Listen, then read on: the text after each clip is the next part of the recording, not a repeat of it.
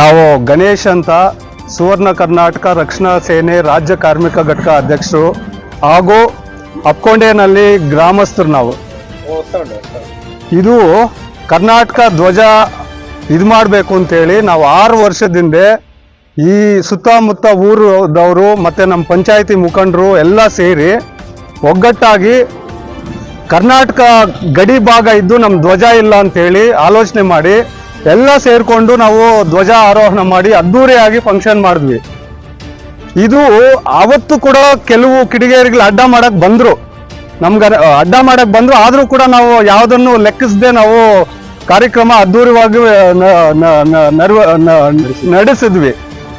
ಆದರೆ ನಿನ್ನೆ ಅಲ್ಲ ಮೊನ್ನೆ ರಾತ್ರಿ ಹೊತ್ತಿನಲ್ಲಿ ಈ ಥರ ಬಂದು ಬರೀ ನಾಮಫಲಕ ಮಾತ್ರ ಧ್ವಂಸ ಮಾಡಿದ್ದಾರೆ.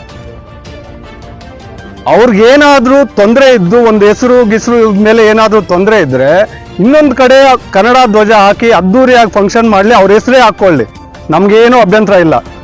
ಕನ್ನಡ ಪ್ರೇಮ ಎಲ್ಲ ಕಡೆ ಇದು ಅದ್ದೂರಿಯಾಗಿ ನಡೀಲಿ, ನಾವು ಸ್ವಾಗತಿಸ್ತೀವಿ, ನಾವು ಕೂಡ ಹೋಗಿ ಸಪೋರ್ಟ್ ಮಾಡ್ತೀವಿ.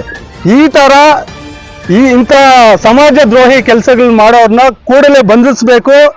ನಾವು ಕೂಡ ಪ್ರೈವೇಟ್ ಆಗಿ ಇನ್ವೆಸ್ಟಿಗೇಟ್ ಮಾಡ್ತೀವಿ. ಸರ್ಕಾರಕ್ಕೆ ನಾವು ಆಗ್ರಹ ಮಾಡೋದೇನಂದ್ರೆ, ಪೊಲೀಸ್ ಇಲಾಖೆಗೆ ಆಗ್ರಹ ಮಾಡೋದೇನಂದ್ರೆ, ಕೂಡಲೇ ಇವ್ರನ್ನ ಹುಡುಕಾಡ್ಬಿಟ್ಟು ಬಂಧಿಸಬೇಕು. ಇಲ್ಲ ಅಂದ್ರೆ ಉಗ್ರವಾದ ಚಳವಳಿ ನಡೆಸಬೇಕಾಗತ್ತೆ ತಾಲೂಕು ಮಟ್ಟದಲ್ಲಿ. ದಯವಿಟ್ಟು ಇಂಥ ಕಿಡಿಗೇರಿಗಳನ್ನ ಬೆಳೆದಂಗೆ ಇದು ಮಾಡಿ ಹೊಸ್ಕಾಕಿ. ಅಲ್ಲೇ ಅನುಮಾನ ನನ್ನ ಪ್ರಕಾರ ಹತ್ತಿರದಲ್ಲೇ ಸುತ್ತಮುತ್ತ ಊರಿನಲ್ಲಿರೋರು ಈ ಹೆಸರಿನಲ್ಲಿ ಏನಾದ್ರು ಆಕ್ಷೇಪ ಇರೋರೇ ಮಾಡಿರ್ತಾರೆ. ಬೇರೆ ರಾಜ್ಯದವ್ರು ಮಾಡಕ್ ಸಾಧ್ಯವೇ ಇಲ್ಲ ನನ್ನ ಪ್ರಕಾರ. ಕೆಲವ್ರು ಮಾಡಿದ್ರು ಸುತ್ತಮುತ್ತ ನಾವು ಅನಾವಶ್ಯಕವಾಗಿ ಅನುಮಾನ ಪಡೋದು ಬೇಡ.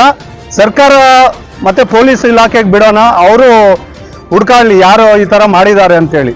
ನಾವೂ ಹುಡ್ಕಾಡ್ತೀವಿ, ನಮ್ಗೆ ಸಿಕ್ಕಿದ್ರು ನಾವು ಒಪ್ಪಿಸ್ತೀವಿ, ಕಾನೂನಿಗೆ ಒಪ್ಪಿಸ್ತೀವಿ. ನಾವು ಕೂಡ ಇದನ್ನ ಇಲ್ಲ ಅಂದ್ರೆ ನಾವು ಬಿಡಲ್ಲ. ಇಂಥ ಕಾರ್ಯಕ್ರಮಗಳನ್ನ ಇದನ್ನ ಉಗ್ರವಾಗಿ ನಾವು ಇದು ಮಾಡ್ತಾ ಇದೀವಿ. ಯಾವುದೇ ಕಾರಣಕ್ಕೆ ಈ ತರ ಹಾಕೂಡ್ದು ನೆಕ್ಸ್ಟ್